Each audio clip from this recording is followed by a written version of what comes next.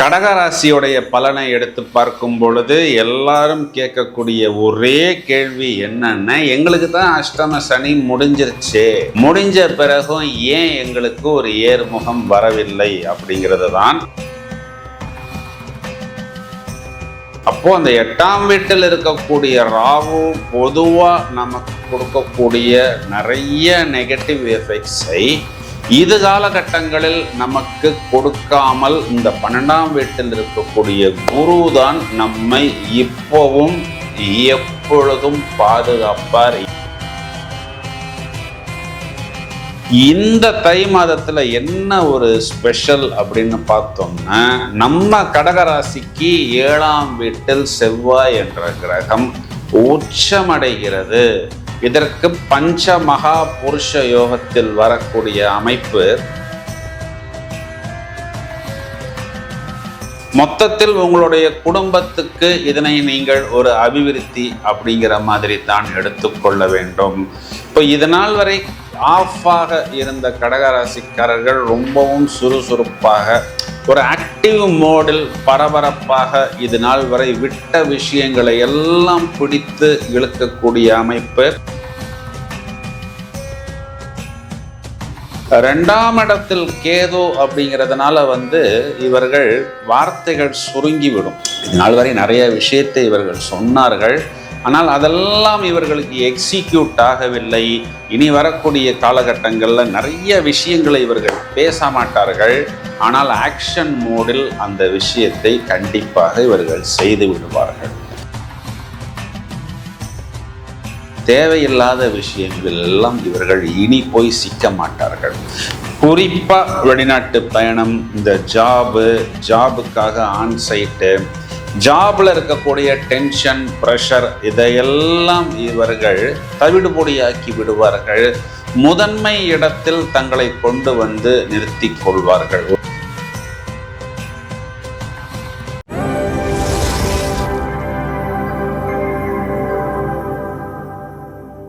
Hello friends, தை பிறந்தால் வழி பிறக்கும் அப்படிங்கிறது ஒரு சொல்லடையாக சொல்லப்படுவது உண்டு. இந்த தை மாதத்தில் தான் உத்தராயண புண்ணிய காலத்தின் தொடக்கமும் இருக்கிறது.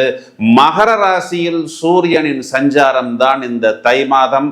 மாதாந்திர கிரகங்களில் நாம் எடுத்துக்கொண்டால் பிப்ரவரி மாதம் 3ஆம் தேதி புதன் என்ற கிரகம் கும்பராசியில் சஞ்சாரம் செய்ய இருக்கிறது. மேலும் பிப்ரவரி மாதம் 7ஆம் தேதி சுக்கிரன் என்ற கிரகமும் கும்பராசியில் சஞ்சாரம் செய்ய போகிறது. இதை தவிர வருடாந்திர கிரகங்களில் எந்த விதமான மாற்றமும் இல்லாமல் மகர ராசியில் சூரியனும் செவ்வாயும் இந்த மாதம் முழுவதுமே சஞ்சாரம் செய்ய இருக்கிறார்கள். இந்த கிரக நிலைகள் உங்களது ராசிக்கு என்ன சொல்ல போகிறது, தை மாதத்தில் நமக்கு ஒரு ஏற்றம் இருக்கிறதா என்பதை இப்பொழுது சுவாரஸ்யமாக பார்ப்போம். கடகராசியுடைய பலனை எடுத்து பார்க்கும் பொழுது எல்லாரும் கேட்கக்கூடிய ஒரே கேள்வி என்னன்னா, எங்களுக்கு தான் அஷ்டம சனி முடிஞ்சிருச்சு, முடிஞ்ச பிறகும் ஏன் எங்களுக்கு ஒரு ஏர்முகம் வரவில்லை அப்படிங்கிறது தான். இப்போ 12ஆம் இடத்தில் இருக்கக்கூடிய இந்த ஜூபிட்டர் என்று சொல்லக்கூடிய குரு, விரைய குரு, இவர்தான் நம்மளுடைய வளர்ச்சியை தடுக்கிறாரா அப்படின்னா அது அல்ல. ஏன் அப்படின்னா 12ஆம் இடத்தில் இப்பொழுது குரு என்ற கிரகம் வக்ரம். ஒரு கிரகம் வக்ரம் அப்படிங்கிறது அது இயல்புக்கு மாறிய நிலையாக செயல்படும். அப்போ அது 12ஆம் இடத்துக்கு உண்டான பலனை இப்பொழுது உங்களுக்கு கொடுக்காது. மாறாக இந்த குரு பகவான் என்ன பண்றாரு அப்படின்னா 8ஆம் வீட்டை 9ஆம் பார்வையாக பார்க்கிறார். அப்போ அந்த 8ஆம் வீட்டில் இருக்கக்கூடிய ராகு பொதுவா நமக்கு கொடுக்கக்கூடிய நிறைய நெகட்டிவ் எஃபெக்ட்ஸை இது காலகட்டங்களில் நமக்கு கொடுக்காமல் இந்த 12ஆம் வீட்டில் இருக்கக்கூடிய குரு தான் நம்மை இப்பவும் எப்பொழுதும் பாதுகாப்பார். ஏன் அப்படின்னா கடகராசிக்கு பாக்யாதிபதியாக 9ஆம் வீட்டுக்கு அதிபதியாக இந்த குரு பகவான் வருகிறார்.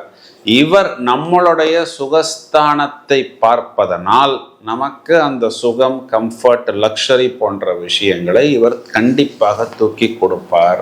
இந்த தை மாதத்துல என்ன ஒரு ஸ்பெஷல் அப்படின்னு பார்த்தோம்னா, நம்ம கடகராசிக்கு 7ஆம் வீட்டில் செவ்வாய் என்ற கிரகம் உச்சமடைகிறது. இதற்கு பஞ்ச மகா புருஷ யோகத்தில் வரக்கூடிய அமைப்பு நமக்கு பாக்யாதிபதியாகவும் ஜீவனாதிபதியாகவும் இந்த செவ்வாய் வருகிறார்.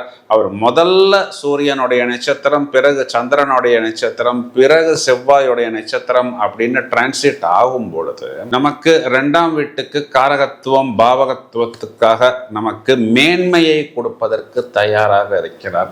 இப்போ நம்மளுடைய தனம், குடும்பம், வாக்கு, நம்மளுடைய குழந்தைகளுடைய அபிவிருத்தி, குறிப்பா அரசாங்கம் சம்பந்தப்பட்ட அனுகூலமான பலன்கள், நமக்கு பூர்வீகத்திலிருந்து வரக்கூடிய பிளஸ், அது இடம், பூமி இல்லை சம்பத்துக்களாக இருக்கலாம். இதன் மூலம் நமக்கும் நம்மளுடைய குழந்தைகளுக்கும் நம்மளுடைய தொழில் சம்பந்தப்பட்ட விஷயத்துக்கும் நமக்கு கிடைக்க வேண்டிய ஒரு நிறைய ஐஸ்வர்யங்களும் அபிவிருத்திகளையும் இந்த செவ்வாய் உச்சம் அப்படிங்கிறத நமக்கு கண்டிப்பாக ஏற்படுத்தி கொடுக்கும். தனஸ்தானாதிபதி சூரியன் இங்கு 7ஆம் வீட்டில். அப்போ உங்களுடைய தனம் உங்களுடைய லைஃப் பார்ட்னருக்கு போறதுனால ஒன்றும் மைனஸ் என்று நீங்கள் எடுத்துக்கொள்ளக்கூடாது. திரும்பவும் அங்கு செவ்வாய் சேர்க்கைங்கிறது உங்களுடைய குழந்தைகளுக்கும் உங்களுடைய தொழிலுக்கும் மொத்தத்தில் உங்களுடைய குடும்பத்துக்கு இதனை நீங்கள் ஒரு அபிவிருத்தி அப்படிங்கிற மாதிரி தான் எடுத்துக்கொள்ள வேண்டும். இப்போ இதனால் வரை ஆஃபாக இருந்த கடகராசிக்காரர்கள் ரொம்பவும் சுறுசுறுப்பாக ஒரு ஆக்டிவ் மோடில் பரபரப்பாக இது நாள் வரை விட்ட விஷயங்களை எல்லாம் பிடித்து இழுக்கக்கூடிய அமைப்பு. இந்த உச்ச செவ்வாய் ராசியை பார்க்கும் பொழுதே ஒரு சுறுசுறுப்பு, ஒரு வேகம், ஓரளவுக்கு ஆக்டிவ் மோடில் செயல்படக்கூடியது, ரொம்பவும் டைனமிக்காக இருப்பது. அதாவது இது நாள் வரைக்கும் ஏதோ ஒரு விஷயத்தை இழந்தது போல்லாம் இல்லாமல் நிஜமாவே இழந்தது தான் கடகராசி. எதையோ பறி கொடுத்தது போல், விட்டு கொடுத்தது போல், அப்படியே மைண்ட் ஆஃப்ல இருந்தது போல் இருந்தார்கள். இனி வரக்கூடிய காலகட்டங்கள்ல ரொம்பவும் பரபரப்பா, ரொம்பவும் ஆக்டிவாக இவர்கள் செயல்படுவார்கள். 2ஆம் இடத்தில் கேது அப்படிங்கிறதுனால இவர்கள் வார்த்தைகள் சுருங்கிவிடும். இது நாள் வரை நிறைய விஷயத்தை இவர்கள் சொன்னார்கள், ஆனால் அதெல்லாம் இவர்களுக்கு எக்ஸிக்யூட் ஆகவில்லை. இனி வரக்கூடிய காலகட்டங்களில் நிறைய விஷயங்களை இவர்கள் பேச மாட்டார்கள், ஆனால் ஆக்ஷன் மோடில் அந்த விஷயத்தை கண்டிப்பாக இவர்கள் செய்து விடுவார்கள். குறிப்பாக business partner, project partner, investor, இதெல்லாம் இவர்களுக்கு இப்பொழுது கிடைக்கக்கூடிய காலகட்டம். ஆனால் ரொம்பவும் ஸ்மார்ட்டாக தங்களது வேலைகளை இவர்கள் சாதித்து கொள்வார்கள். தேவையில்லாத விஷயங்களில் எல்லாம் இவர்கள் இனி போய் சிக்க மாட்டார்கள். குறிப்பாக வெளிநாட்டு பயணம், இந்த ஜாபுக்காக ஆன்சைட்டு, ஜாப்ல இருக்கக்கூடிய டென்ஷன், ப்ரெஷர், இதையெல்லாம் இவர்கள் தவிடுபொடியாக்கி விடுவார்கள். முதன்மை இடத்தில் தங்களை கொண்டு நிறுத்தி கொள்வார்கள். ஒரு லீடராக, பலரை வழிநடத்தக்கூடிய அமைப்பாக, ஒரு கமாண்டிங் மோடில் இருப்பது போல். அதாவது இதுக்கு முன்னாடி சின்ன சின்ன பிரச்சனைகள் கூட இவர்களுக்கு ரொம்பவும் பெரிதாகத்தான் தெரிந்தது. இப்போ வரக்கூடிய காலகட்டங்களில் பெரிய பிரச்சனைகளை கூட ரொம்பவும் சுலபமாக இவர்கள் உடைத்தெறிந்து விட்டு வெளியே விடுவார்கள். அது எல்லா விதங்கள்லையும், குறிப்பா இடம், பூமி சம்பந்தப்பட்ட விஷயம், அரசாங்கத்திலிருந்து பெண்டிங் ஆகக்கூடிய விஷயங்கள், அதிலிருந்து நமக்கு அனுகூலமாக வரக்கூடிய விஷயங்கள் எல்லாமே. அதுவும் இந்த மாதத்தின் ஃபர்ஸ்ட் ஹாஃப்ல பார்த்தோம்னா புதன், சுக்கிரன் இவர்களுக்கு 7ஆம் வீட்டில் இருக்கக்கூடிய காலகட்டங்களில் ஒரு நல்ல புத்திசாலித்தனத்தையும் ஸ்மார்ட்னஸையும், இன்னும் சொல்ல போனோம்னா சுக்கிரன் 7ஆம் இடத்தில் இருக்கும் பொழுது நிறைய இந்த லவ் அஃபேர் இதெல்லாம் இவர்களுக்கு ஏற்படும். அது இந்த சனியோடைய வீட்டில் சுக்கிரன் இருப்பதனால் இவர்களை டிஸ்டர்ப் செய்வது போல் சில விஷயங்கள் வரும். அது முதல்ல இவர்களுக்கு சாதகமாகத்தான் வரும். இது வயதுக்குரிய நபர்கள், ஒரு இளமை பருவத்தில் இருக்கக்கூடிய நபர்களாக இருந்தால் காதல், காமம் அப்படிங்கிற மாதிரி எடுத்துக்கொள்ளலாம். இது சனியோடைய வீடு அப்படிங்கிறதுனால சில சமயம் முறை தவறிய, அதாவது வயதில் மூத்த நபர்கள், கணவன் மனைவியை இழந்த நபர்கள், இவர்கள்டேந்து வரக்கூடிய ப்ரொபோசல்ஸ் எல்லாம் கூட இவர்களுக்கு வரும். சில சமயம் திருமணம் ஆன நபர்களுக்கு கூட இந்த மாதிரியான ப்ரொபோசல், இதைத்தான் இங்கிலீஷில் இன்டீசென்ட் ப்ரொபோசல்னு ஒரு சினிமா எடுத்திருக்கிறாங்க. இந்த மாதிரி ப்ரொபோசல்லாம் வரக்கூடிய காலகட்டம். பிறகு இதிலிருந்து இவர்கள் வழுக்கி விழுவது போல், எங்கேயோ சிக்கி கொள்வது போல் ஒரு அமைப்பு வரும். ஏன் அப்படின்னா, இந்த புதனும் சுக்கிரனும் இவர்களுக்கு 8ஆம் இடத்தில் இந்த மாதத்தின் செகண்ட் ஹாஃபில் போய் அமர்கிறது. அது ராகுவுடன் சேருகிறது. டச்வுட் இந்த இடத்தில் குரு பார்வை இருப்பதனால் கடைசி நேரத்தில் இவர்கள் சிக்கி கொள்ளாமல் அந்த விஷயத்திலிருந்து இவர்கள் லாவகமாக வெளியே வந்து விடுவார்கள். வெளியில வர்றது மட்டுமல்லாமல் உணர்ந்து விடுவார்கள். நம்ம இந்த பாதையில் போகும் பொழுது ஒரு தேவையில்லாத ஒரு ஃப்ரெண்ட்ஷிப்பு, இந்த ஃப்ரெண்ட்ஷிப்புங்கிறது லவ் செக்ஸுங்கிற ஆங்கிளில் மட்டும் எடுத்துக்கொள்ள வேண்டாம். வயதில் மூத்த நபர்களாக இருந்தால் இவர்களை மிஸ்லீடு செய்வது போல், ஏதோ இவர்கள்ட்ட இருக்கிற ஒரு அமௌண்ட்டை போய் ஒரு விஷயத்தில் இன்வெஸ்ட் பண்ணுவது போல், ஏதோ ஒரு விஷயத்தில் டெபாசிட் பண்ணுவது போல், நீங்கள் இதில் இவ்வளவு டெபாசிட் பண்ணினா உங்களுக்கு இவ்வளவு லாபம் வரும் அப்படிங்கிற மாதிரி, இல்லை ஒரு வெளிநாட்டு பயணம், வெளிநாட்டு வேலை வாய்ப்புக்கு ஒரு டெபாசிட் கட்டுங்க அப்படின்னு சொல்கிற மாதிரி, அவரவர் தொழில் துறையை சேர்ந்து அவரவர் மனநிலையை சேர்ந்து அவர்கள் எதை தேடுகிறார்களோ அது சம்பந்தப்பட்ட விஷயத்தில் இவர்களை தவறாக வழி நடத்துவதற்கு ஒருவர் வருவார்.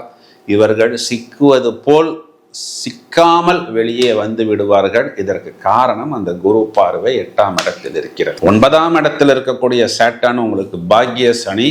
பாக்கியங்களை கொஞ்சம் எப்பொழுதுமே சாட்டர்ன் ஸ்லோவாகத்தான் கொடுப்பார்.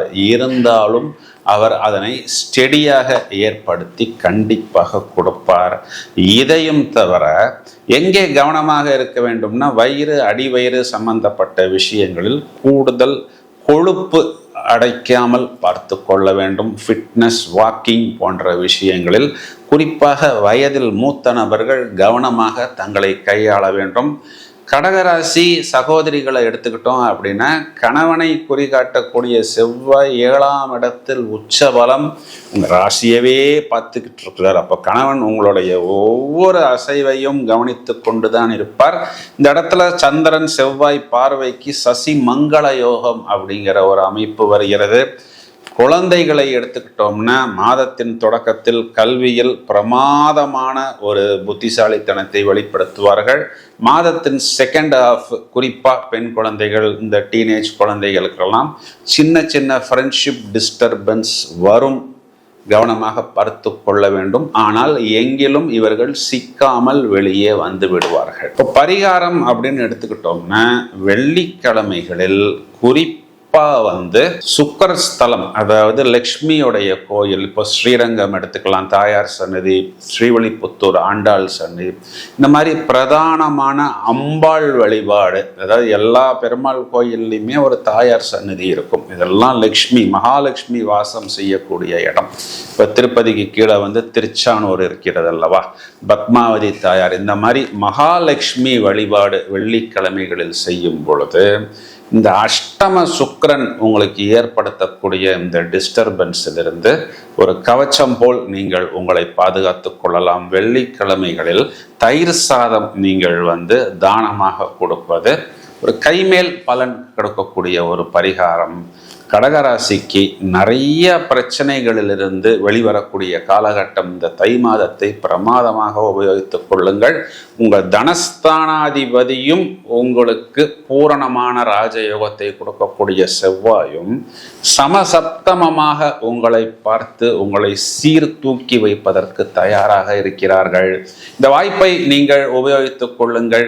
இந்த பதிவை உங்களது நண்பர்களுக்கு ஷேர் செய்யுங்கள். தொடர்ந்து இணைப்பில் இருங்கள். Thank you, friends.